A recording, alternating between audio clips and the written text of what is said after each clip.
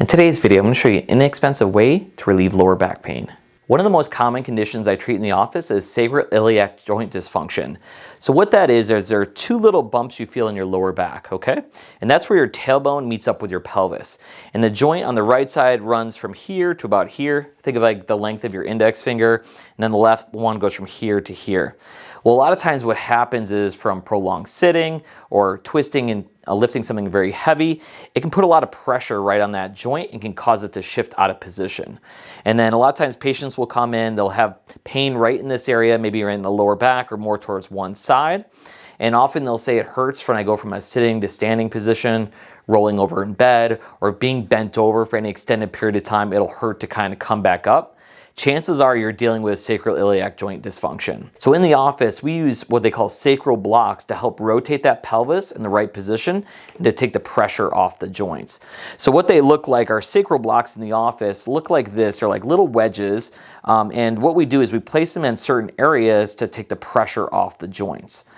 But the problem with these blocks is they're pretty expensive and they're not practical to be using at home.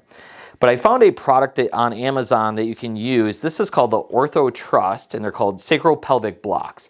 And what they are, they're foam blocks, and we can use these foam blocks to place them underneath your hip area. So these are a great inexpensive way to take the pressure off your lower back if you're dealing with this. And the nice thing is you can access them anytime you're at home. I think these retail for about $25, so very inexpensive way to help fix lower back pain if you're dealing with that. Now the question is, how do you know where to place the blocks? So what we're going to do is I'm going to show you how I would approach this in the office, and I'll show you where to place the blocks. The first way you know where to place the blocks is you're going to feel where the pain is. So if you have pain more on one side or the other, chances are that's the side that's kind of rotated out of position.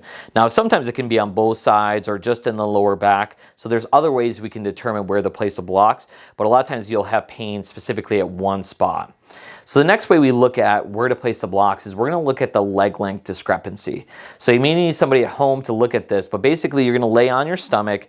Ideally you'd lay so your feet are hanging off a bed or a table there. And what we're going to do is we're going to put the feet together and we're going to see if one leg is shorter than the other. Now in Renee's case, her right leg is about an inch shorter than her left. Now her leg's not physically short, but what's happened is her pelvis is kind of rotated a little bit out of position. And what happens is that puts a lot of pressure right at these two joints, causes muscular pain in the glute area, and then also puts a lot of stress on the lower back.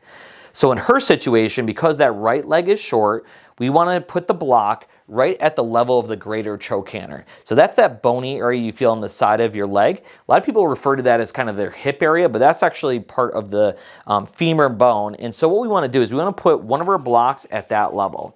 So what I'm going to do is I'm going to lift that part up and we're going to place that block right underneath that area, just like that.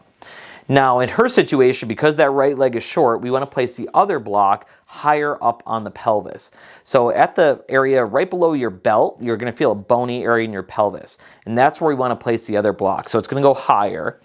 And it's going to go in a direction that's kind of angled right towards the other block, just like that. And just that alone is going to take a lot of pressure off that joint and help to rotate that pelvis in the right position there. One of the ways you'll know that that's the right position is it'll relieve a lot of pressure right in that area.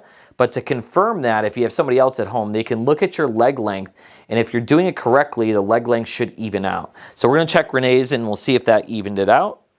And it did. So that's a great sign. So now what I would recommend is you lay on these blocks for 10 to 15 minutes. You can also place an ice pack over either spot in the lower back or across the lower back to calm down that joint if it is irritated. And this will feel really good. Just laying on that blocks will help to rotate that pelvis in the right position there. And again, it should take some tension off the muscles in your lower back. And again, it'll just relax everything and get the joints in the right position. So again, I recommend you lay on it for 10 to 15 minutes, ice as needed. You can do this several times throughout the day if you need to, or you can do it every other day depending on how your back is feeling.